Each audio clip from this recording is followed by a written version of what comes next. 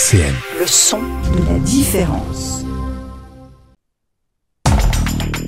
RCN présente Parcours d'entrepreneur avec Alexis Armand Dehaas.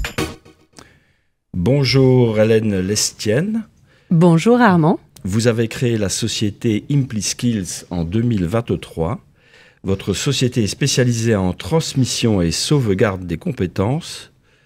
On peut imaginer que dans le contexte de tensions sur le marché de l'emploi et de vieillissement de la population des salariés, ce contexte-là n'est pas étranger à la création de votre société.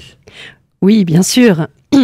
Chez ImpliSkills, nous accompagnons les entreprises dans la formalisation des compétences de leurs collaborateurs et plus particulièrement les compétences implicites pour les transmettre et les enseigner aux nouveaux arrivants. Nous intervenons notamment dans le cadre de départ à la retraite, de restructuration d'entreprise ou pour formaliser les processus de production. Cela permet d'une part de sécuriser les départs des collaborateurs et d'autre part de faire monter en compétences les jeunes générations. Mais l'enjeu, c'est vraiment aussi de révéler les compétences clés de votre entreprise pour les sauvegarder, parce qu'elles constituent le véritable patrimoine de votre entreprise. Et quelle forme prend la production, votre production, parce qu'en fait vous produisez des savoir-faire, vous les mettez en évidence. Quelle forme prend cette production ? C'est quoi ? C'est des PowerPoint ? C'est du... Alors, ça dépend effectivement des différentes compétences à transmettre. Ça peut être des PowerPoint, des podcasts, des vidéos, en fonction aussi des besoins des apprenants. D'accord, ok. Vos clients, qui sont-ils ? Alors, mes clients, moi, je suis très fière de collaborer et d'avoir pu accompagner des grandes entreprises industrielles du Grand Est et du Nord de la France. Et donc, j'ai pu accompagner Saint-Gobain-Pont-à-Mousson, Le Safre, Metso Outotec, ou encore Air Liquide via la filiale Cryolor vers Metz. Et je suis très fière de ces collaborations. Oui, effectivement, ce sont des belles enseignes, on va dire. Oui. Dans votre parcours professionnel, qu'est-ce qui vous a amené à vous orienter vers cette création d'entreprise ? Alors, je dirais les opportunités de la vie. Parce que il y a 4 ans, je ne savais pas vraiment ce que signifiait être entrepreneur. Je pensais qu'il fallait avoir une idée innovante, géniale, voilà. Mais en fait, pas du tout. C'est plutôt un mindset. Voilà, être entrepreneur, c'est oser, prendre le risque d'échouer, saisir les opportunités et surtout rencontrer. Aller à la rencontre, découvrir, rencontrer différentes personnes qui peuvent nous aider dans notre parcours. Et dans ce que vous avez fait précédemment, c'était en lien avec l'activité de ImpliSkills ou pas du tout ? Alors, un petit peu, effectivement, parce que moi, j'ai 12 ans d'expérience en tant que salarié dans des cabinets de conseil parisiens et lillois. Donc, j'ai effectivement, dans mon parcours professionnel, eu à réaliser des missions autour de la conduite du changement, de la gestion de projets ou en transformation digitale. Mais finalement, à un moment donné, je me suis dit que ce que je faisais n'était pas assez humain.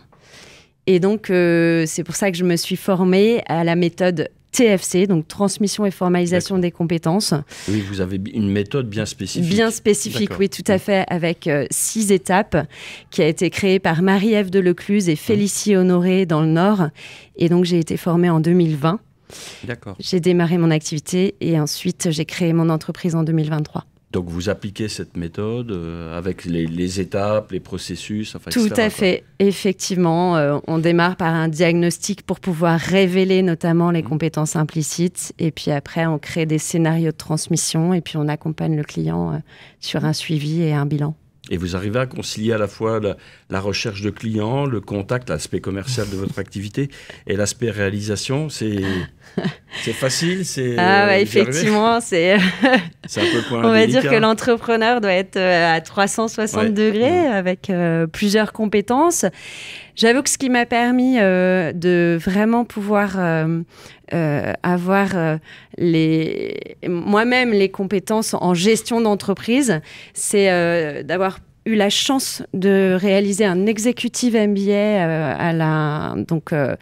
à l'ICN Business School de Nancy. Oui.